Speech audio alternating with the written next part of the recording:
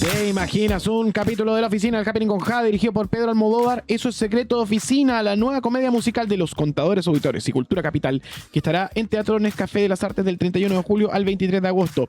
Junto a Gabriel Ursúa, Antonio Santamaría, Gabriel Cañas y un gran elenco y banda en vivo, te vas a divertir y cantar tus canciones españolas favoritas con un grupo oficinista dispuesto a todo en un musical teatral lleno de romances, engaños y poder, inspirado también en series como The Office y Betty la Fea.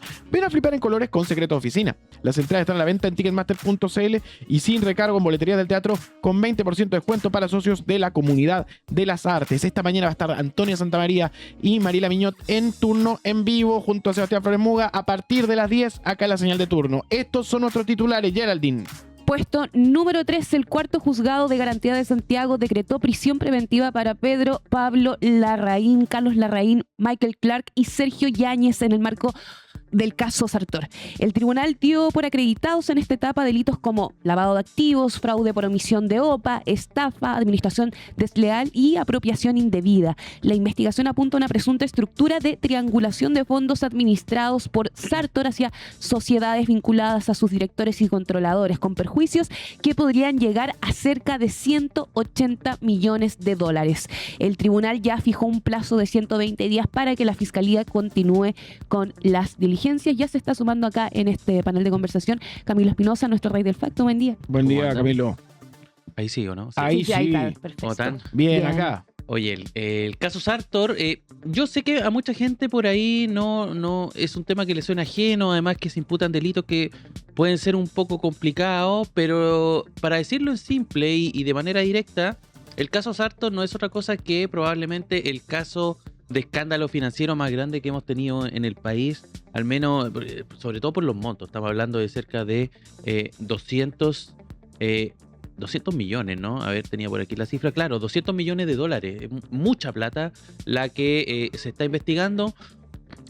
Una cronología simple y más o menos de lo que fue, digamos, este caso. La empresa Sartor lo crean justamente los hermanos Larraín Meri, que son parte de los imputados de este caso, que fueron formalizados ayer y que quedaron en prisión preventiva, que se van a quedar de hecho en Santiago 1.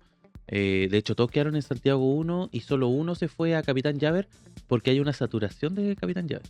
Hay demasiadas personas en prisión preventiva por razones de delitos de estas características. En general los que van a Capitán Llaver son personas de delitos de cuello y corbata, delitos de corrupción en términos generales.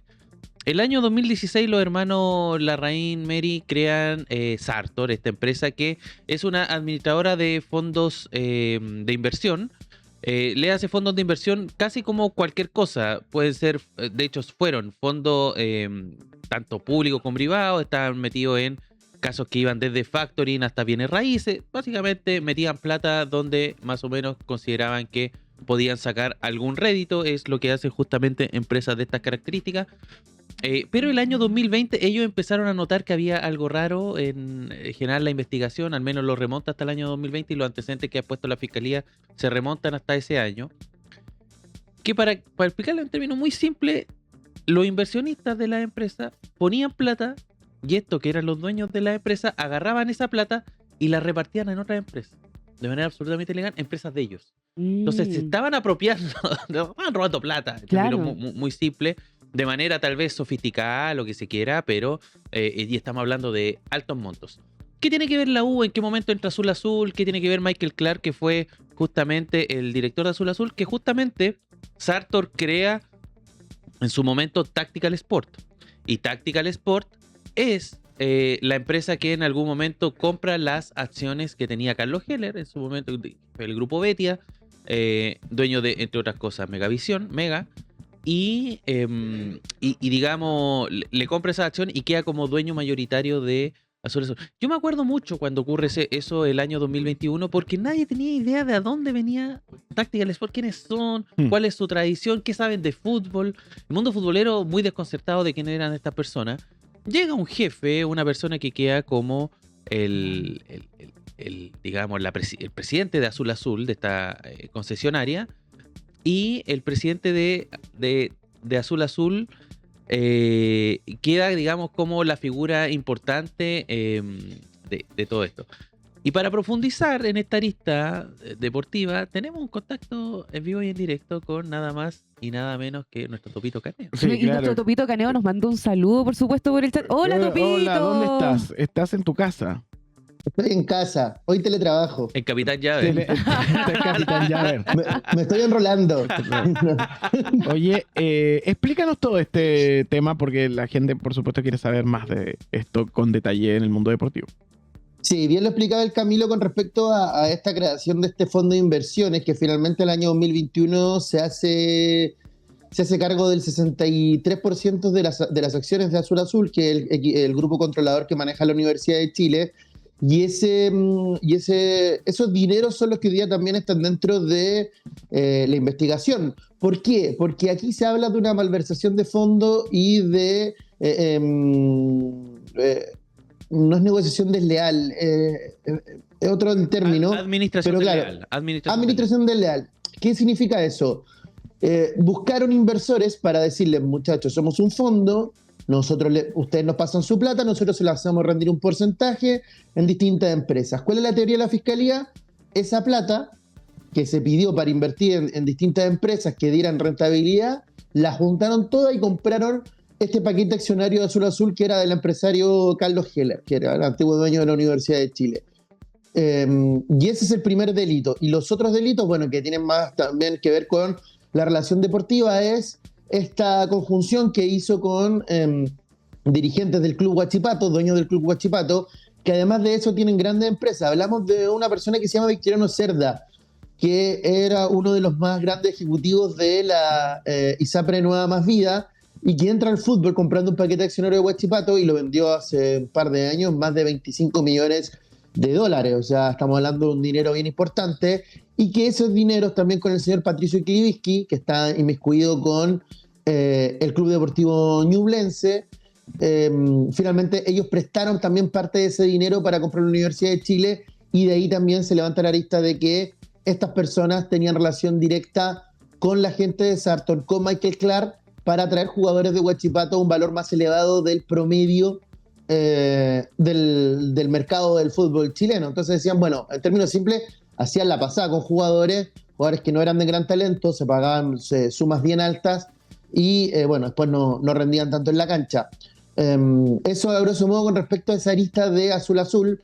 Es bien heavy lo que está pasando, ¿eh? Desde el año 2002, cuando el señor Peter Dragicevic, en ese minuto presidente del Club Social y Deportivo Colo-Colo, fue en este proceso de quiebra del cacique, fue detenido y fue procesado en un minuto y terminó en la cárcel Capuchino, en la antigua cárcel Capuchino.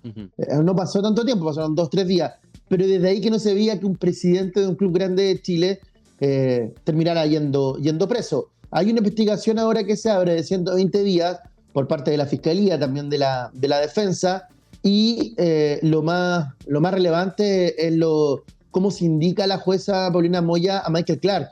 Lo considera un peligro para la sociedad y también para la investigación. Eso te quería preguntar, Topo, porque siempre, sobre todo al principio, siempre se habló de Michael Clark, que era más bien un rostro, una figura media títere dentro de todo este esquema, pero al parecer era más profunda su participación en todo esto. Cuéntanos básicamente quién es Michael Clark, cómo llega a la U y cómo se termina yendo. A ver, él era un ejecutivo de la Larraín Vial y de otras empresas también inversoras, y él va inmiscuyéndose y va entrando a través de sus sociedades, sin tanto dinero tampoco, al círculo de Pedro Pablo Larraín y de Carlos Larraín Meri, estos dos hermanos que crean la empresa Sartor.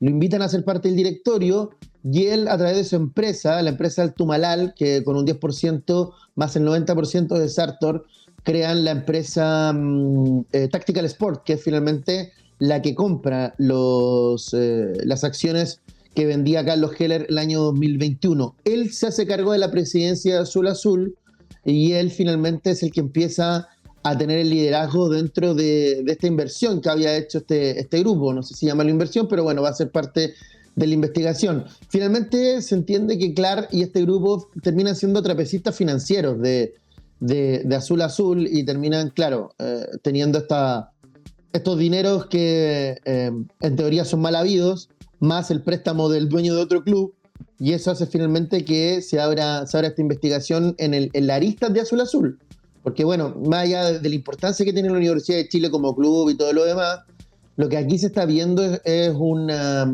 investigación de dineros que rondan los 200 millones de dólares. Si uno habla con los entendidos de economía o de estos casos de delito económico, aquí se habla del delito económico más grande de la historia de Chile, el del caso Sartor, entre empresarios, seguramente en términos de dinero fiscal y de falta de propiedad y todas estas cosas, sería mayor, pero en términos de negocios privados, de inversión y todo lo demás, estamos hablando del caso de delito económico más grande en la historia de Chile. Y estos trapecitos financieros, finalmente, bueno, como contaba, el origen de estas platas sigue siendo duda. La teoría de la Fiscalía es que ocuparon esta plata más el préstamo del dueño de otro equipo de fútbol para comprarse la U, pero para comprársela para hacer malabares financieros, o sea, ni siquiera con un sentido de tener la idea de primero controlar un club y tampoco la identidad de ser hinchas de la Universidad de Chile. Los Larraín Mary son hinchas confesos de la Universidad Católica, cuando se revelan estos chats de decir, bueno, ojalá la U baje para poder comprarla más barata, es algo que indignó mucho a la gente de la Universidad de Chile. Oye, Topito, bueno, recordarle a la gente que de los 7 delitos que imputaba la Fiscalía, finalmente el cuarto juzgado de garantía dio por acreditados 6 de ellos. ¿Cuáles son? Administración desleal, el que mencionaba el Topo al principio, entrega de información falsa al mercado, negociación incompatible, estafa, fraude por omisión de OPA y lavado de activos. El único que no dio por acreditado y que va a ser rol de la Fiscalía a ver si finalmente se cumple con todo esto es el tema del contrato simulado. Topo, ¿qué queda pendiente? Son 120 días de investigación. ¿Qué es lo que también perspectiva la defensa y cuáles son las versiones cruzadas que se están dando en lo que queda de este proceso? Sí, lo último con respecto al uso de la OPA, que es una oferta pública accionaria para la gente que no sabe mucho de estos movimientos financieros. Cuando una empresa sale a vender acciones, tiene que ofertarlas de manera pública con prioridad a los accionistas, matando mayoritarios como minoritarios del paquete de la empresa.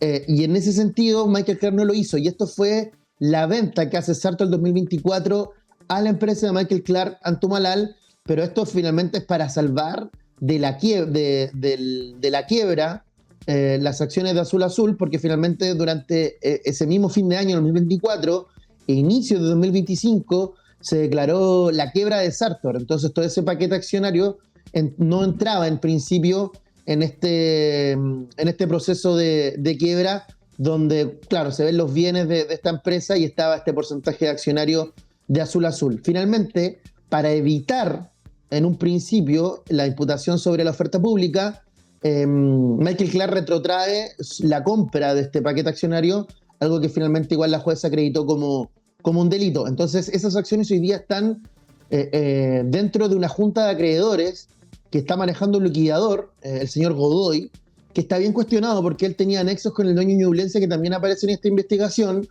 y entiendo también que una de las razones de que la universidad ya salió a decir que el uso de los logos y el nombre había sido manchado y que había ya graves pruebas con respecto al mal uso del nombre y del logo de la Universidad de Chile, lo que podría terminar con el goce de estos mismos para Azul Azul. Es también porque el señor Godoy ha dicho en distintos medios que Azul Azul es una institución que está saneada, que no tiene mucho que ver, algo que la universidad ha rechazado de manera constante. Durante esta jornada se van a reunir el liquidador y la Universidad de Chile, que también la semana pasada tiró el mantel, golpeó la mesa y dijo, bueno, aquí se vulneraron los símbolos y vamos a tener que conversar. 9:20 de la mañana, gracias Topo por este reporte deportivo desde tu ¿Reclusión? Desde tu reclusión nocturna. Capitán Turno. Te agradecemos mucho. Un abrazo. Voy a jugar ping-pong con Luis Hermosilla, que esté muy bien. Chao, chao. Disfruta. Puesto número 2 en esta mañana. La policía boliviana detuvo en el aeropuerto de Viru Viru en Santa Cruz de la Sierra al consultor argentino Fernando Cerimedo, asesor del presidente Rodrigo Paz y ex colaborador de Javier Milei, y es el principal sospechoso del ataque armado a la abogada Nadia Beller. La víctima recibió 3 disparos, sobrevivió y permanece hospitalizada. Cerimedo es una figura clave de la comunicación digital de gobiernos y campañas de derecha y ultraderecha en América Latina, con vínculos con Milei, Jair Bolsonaro y operaciones políticas también en Chile. Su nombre ya había aparecido en el país por cuestiones cuestionables, disculpe la redundancia, campañas digitales de rechazo y trabajos vinculados a la derecha chilena y al PDG, el Partido de la Gente. Uno de los creadores de La Derecha Diario, que es un órgano a esta altura de carácter internacional, participó en las campañas políticas de Jair Bolsonaro, de Javier Milei, de Rodrigo Paz en Bolivia. De hecho, él estaba en Bolivia justamente porque era asesor activo del nuevo presidente boliviano. Y en Chile tuvo una participación muy importante, muy relevante en los 2 procesos constitucionales, sobre todo levantando aparatos de desinformación. Y propaganda, claro. Y propaganda. El caso tal vez más icónico y tal vez en donde quedó más en evidencia esto era cuando su, ¿cómo decirlo?, empresa, productora, lo que sea, comenzó en algún momento a tirar resultados de encuestas que no se condecían con ninguna de las encuestas que están dando, que de hecho era la encuesta con el mismo nombre de su empresa, Numen. Cada vez que aparece el nombre Numen es porque Fernando Cerimedo tenía sus garras ahí. Su gran sueño fue trabajar con Donald Trump. No lo ha logrado hasta donde sabemos, pero sí tuvo una importante coordinación, sobre todo en las elecciones en Honduras, donde había un candidato en donde Donald Trump tenía especial interés en que saliera electo, Nasfura, hace algunos meses atrás. Y está este caso que lo pone en la primera. Ahí estamos viendo uno de los reportajes de CIPER que salió en la época y cómo en el fondo Cerimedo operaba en Chile a través de granjas de bots y otros tipos de elementos. Y en particular lo que demostraba ahí, ¿te acuerdas que existía esta figura de árbitro constitucional? Una de las tantas que regulaba el primer proceso constituyente. Al parecer había una ligación directa ahí con Cerimedo, según lo que dice CIPER. Y está este caso que lo pone en la primera línea, un caso que uno podría decir de carácter policial, el eventual, porque esto está evidentemente en materia de investigación, el eventual contacto que tenía Cerimedo con 2 sicarios que le dispararon afuera de un hotel a su expareja. Y al parecer hay pruebas bien tangibles. A él lo agarran justo en el aeropuerto cuando se está dirigiendo a Buenos Aires. Y va a ser interesante esta investigación. Yo desconozco el nivel de amplitud que le va a realizar en Bolivia el Poder Judicial en materia de investigación, pero ese celular de Cerimedo debe tener una cantidad de información que sería muy interesante conocer a nivel público, más allá de que este sea un caso que refiera netamente a una investigación policial, y ver si efectivamente había contacto entre estos sicarios con esta figura, digamos, zar de la desinformación de América Latina. Sí, la policía de Bolivia detuvo al argentino Fernando Cerimedo durante la madrugada de este martes en el aeropuerto internacional Viru Viru en Santa Cruz de la Sierra. El consultor fue arrestado al bajar de un vuelo procedente de La Paz luego del ataque armado sufrido horas antes por su expareja, la abogada Nadia Beller. Las autoridades buscan esclarecer si Cerimedo tiene relación o no con el hecho, investigado como tentativa de femicidio. Nadia Beller fue interceptada en la puerta de un hotel por 2 personas vestidas como repartidores de comida a domicilio. Según las cámaras de seguridad, los agresores le dispararon 3 veces y luego escaparon tras sustraerle la cartera y el teléfono. La víctima sobrevivió al ataque y se encuentra internada en una clínica privada, ya que los disparos no comprometieron órganos vitales. Desde el hospital, Beller afirmó que el ataque buscaba silenciarla. Si no fingía mi muerte, me iban a matar, declaró. Según su relato, fue llegada engañada al hotel para reunir pruebas sobre una supuesta denuncia contra Evo Morales por la violación de una menor. También aseguró a estar embarazada de 4 semanas de Cerimedo y le acusó de haber intentado ahorcarla en 2 ocasiones desde el inicio de su relación a fines del 2025. El gobierno boliviano busca esclarecer el caso. El ministro de Gobierno, Marco Antonio Oviedo, afirmó: en Bolivia nadie está por encima de la ley y pedimos una investigación seria y profunda de este tema. El vicepresidente Edman Lara calificó el ataque como un hecho que atenta contra la vida, la democracia y la libertad de expresión. Nadia Beller es abogada y fue candidata a diputada por el Movimiento al Socialismo Más en las fallidas elecciones bolivianas de 2019. Durante la elección posterior a esos comicios fue vista cerca de líderes conservadores y hace análisis políticos en redes sociales. Serimedo es consultor político, CEO de Nube en Publicidad y cofundador de La Derecha Hay Diario. que decir que también hay un video de Nadia Beller que habló desde el hospital. Está ahí recostada en su camilla. No sé si tenemos el video, José. Donde claro, hace los vínculos especialmente, apunta directamente a Serimedo de ser el autor de este ataque. Y hace el vínculo político de Serimedo, entra en ese terreno, por eso este tema, digamos, está generando bastante ruido. Escuchémoslo y lo comentamos a la vuelta. Estoy segura que si yo no doy esta declaración, porque él lo que quiere es callarme, van a venir y me van a rematar. Es muy fácil entrar al hospital. Quiero que sepan de que solamente me pusieron una escolta mujer y que la gente entra y sale y no les hacen la más mínima revisión. Quiero, por favor, que se me dé protección de la CIDH porque el gobierno es el principal interesado en callarme. Rodrigo Paz, su mujer, la familia de su mujer hacen los más grandes negociados con los brokers, con todos los seguros de todas las empresas del Estado. Son ellos los que negocian la comisión de los brokers. ¿Usted tiene pruebas de todo eso? Tengo pruebas de muchos de los extremos. Ellos solamente se pudieron llevar uno de mis celulares pensando que en el otro celular estaba en mi cartera, porque se llevaron mi celular en mi cartera. Tengo pruebas de muchos de esos extremos. Dentro de la actualización de este tema, la portada de El Deber de Bolivia, eldeber.com.bo, tiene: el atentado contra Beller moviliza al Estado y pone a Serimedo ante un juez. El caso involucra al asesor presidencial, repercutió en el Ministerio de Gobierno, en el Tribunal Supremo de Justicia y Ministerio Público. También ese vocero dice que Serimedo era cooperante en función de asesoría y que el Estado no le pagaba. Y Beller recibe apoyo tras atentado, pero crece la duda sobre el ataque. Es el título principal de los medios bolivianos. Sí, ella cuenta también, porque ha dado entrevista más extensa respecto a este tema, que ella en el momento en que recibe los disparos de dos tipos que están disfrazados de repartidores, recibe los disparos y dice ella que finge estar muerta, justamente para que no la rematen los tipos que venían por ella, que se da por desplomada y posteriormente da signos de que permanecía con vida para que la llevaran a un centro asistencial. Es una situación delicada justamente porque Serimedo es una persona de gobierno. Ahora hay que ver cómo, porque la relación policía-gobierno en Bolivia estuvo bastante agitada, ¿se acuerdan? Por el tema de las protestas. No está tan fluida la cosa entre la policía. Entonces hay que ver también cuál es el vínculo, cuál es la relación, si es tan estrecha o no, particularmente en este caso. A lo mejor es el momento de que la policía y los órganos de carácter judicial le pasen cierta factura también al presidente Paz. Son cosas que evidentemente forman parte de la conversación y de la discusión que rodea a Serimedo, quien va a permanecer detenido justamente por este ataque y va a ser parte de la materia de investigación.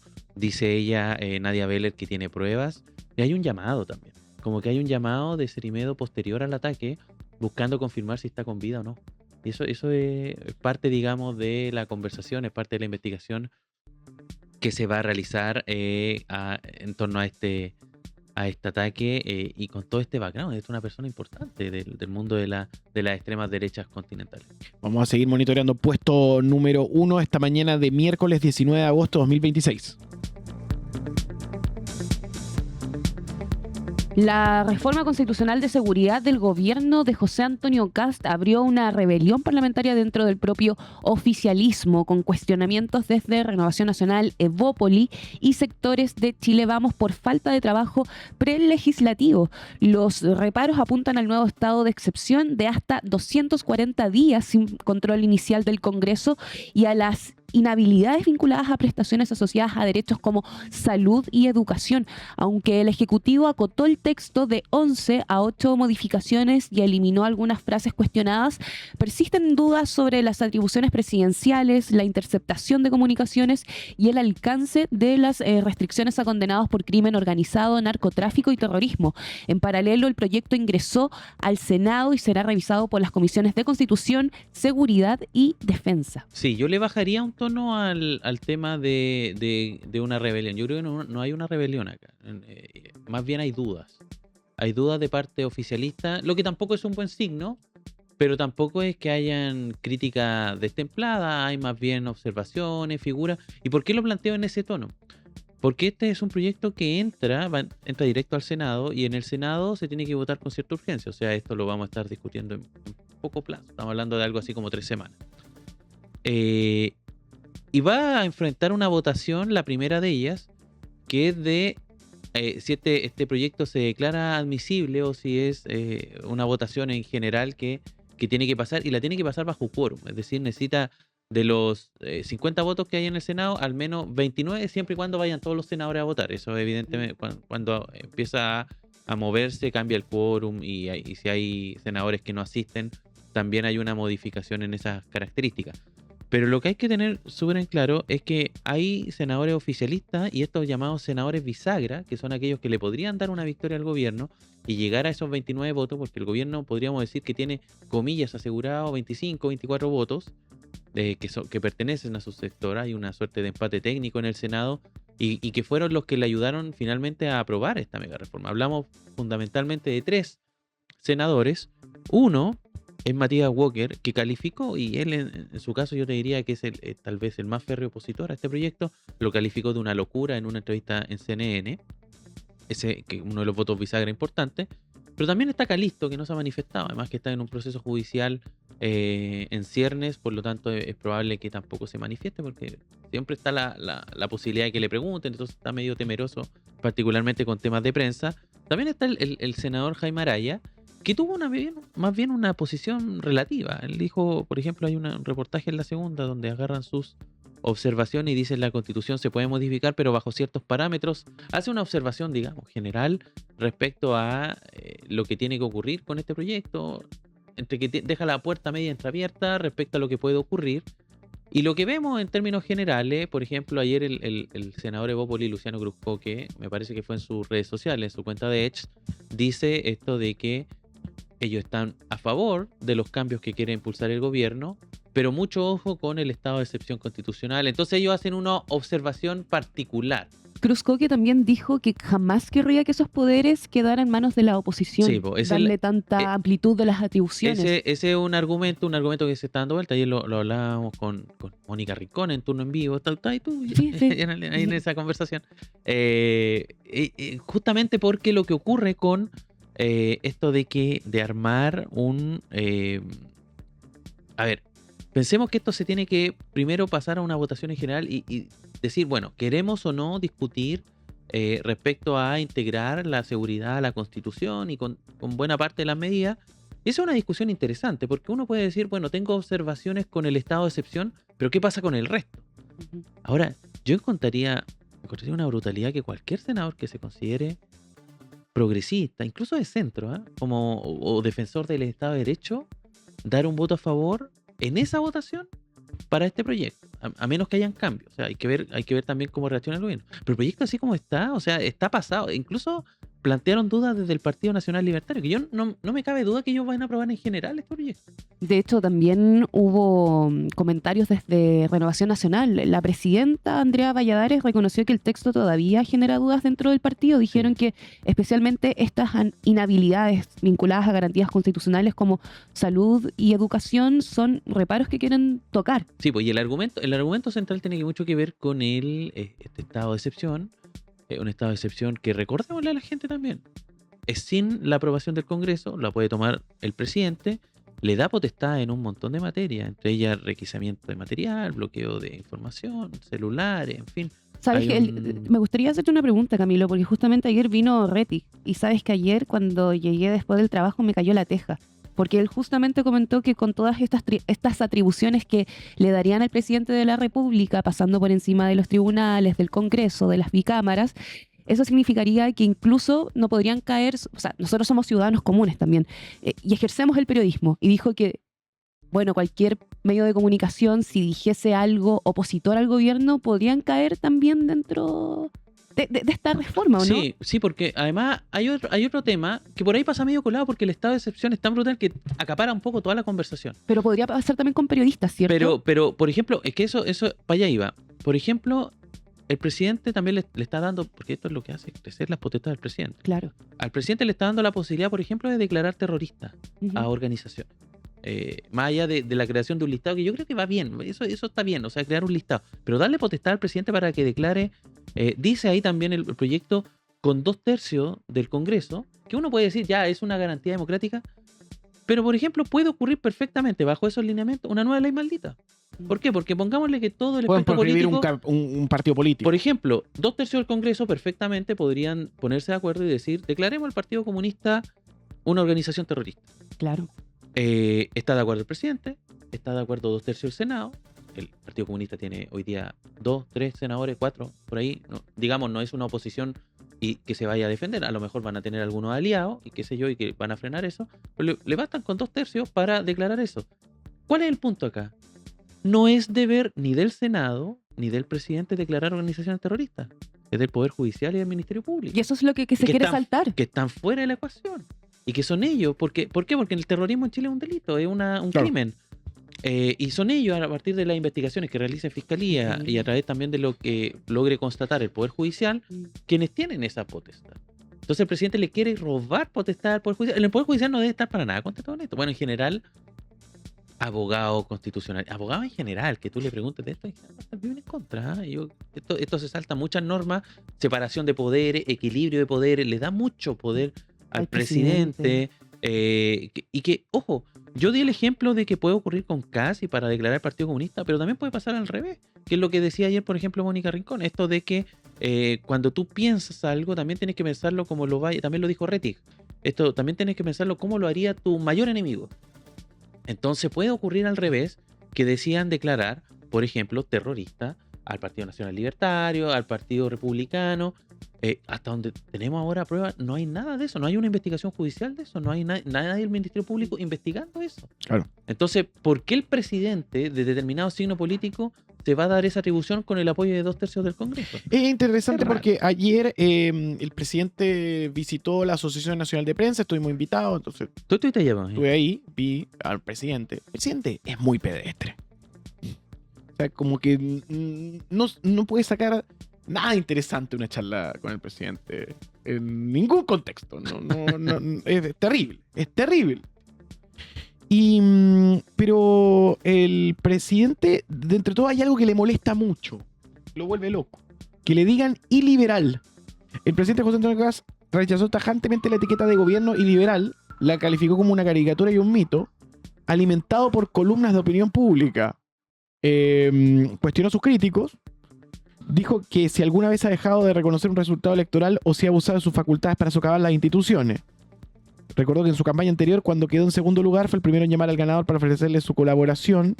Desafió a que se demuestre si su administración ha bloqueado o censurado el acceso a algún medio de comunicación debidamente acreditado y aseguró que los hechos de su gestión respaldan una postura plenamente democrática, pero le dolió el concepto iliberal que alude a mandatarios elegidos democráticamente que luego debilitan los contrapesos institucionales o derechos públicos. Es muy parecido con lo que pasó con Bukele en Claro, El Salvador. Sí, po. Es exactamente Ahí, el mismo mecanismo. En términos concretos, lo que está proponiendo el presidente Cast está a la derecha de lo que ejercía la dictadura de Pinochet. En la mañana, cuando hablaba con Javier Couso, él lo bautizó como populismo, como un populismo de extrema derecha, algo así, como que le puso un nombre a esta acción, tratando también de separarlo, digamos, no es una dictadura, pero que sí muestra conducta que buscan entre el populismo y el autoritarismo exacerbado establecer margen. Entonces, es muy preocupante el proyecto en sí, pero hay mucho riesgo porque las críticas también de los sectores por ahí no son lo suficientemente sensatas y claras. Tú lo decías, Geraldine, Andrea Valladares, presidente de RN, dice que tiene dudas. Claro. Pero a lo mejor esas dudas se resuelven en el camino, conversando con el ministro, qué sé yo, más o menos dejan ahí un pie de posible conversación. Es lo mismo que está pasando con la UDI también. Pero se pueden dar vuelta. Entonces, ¿qué tan caros van a ser esos votos? Yo creo que esa es la pregunta que se deben estar haciendo el gobierno. ¿Qué tan caros son los votos? Por ejemplo, cuando Matías Walker califica esto de locura, le pone un alto precio a su voto. O sea, si en verdad quieren convencerlo, tienen que hacer modificaciones importantes y qué sé yo. Pero hay que ver qué pasa, por ejemplo, con estos sectores que hasta ahora por ahí se mantienen medio silenciosos, cómo se van a comportar en todo esto y cómo van a salir a defender esto. Es algo que evidentemente el ministro Arrau va a tener que enfrentar cuando esté en el Congreso. Hay que decir también que estuvo hablando esta mañana, lo estaba escuchando, estuvo en una radio, a ver, lo tenía por aquí el video. Es el que mandaste por WhatsApp, ¿o no? Sí, lo mandó la JO, estuvo la senadora Vanessa Kaiser, por ejemplo, que es parte del Partido Nacional Libertario. Su hermano ayer estuvo hablando y dijo que tenía, digamos, observaciones respecto al proyecto. Incluso estaba en contra, Johannes, pero lo de Vanessa Kaiser por ahí se ve un poco más optimista y mucho más pro reforma de lo que pensamos de ese partido. Escuchémosla y la comentamos a la vuelta. Me imagino que una cosa es la idea de legislar y de ahí ir en el caso a caso.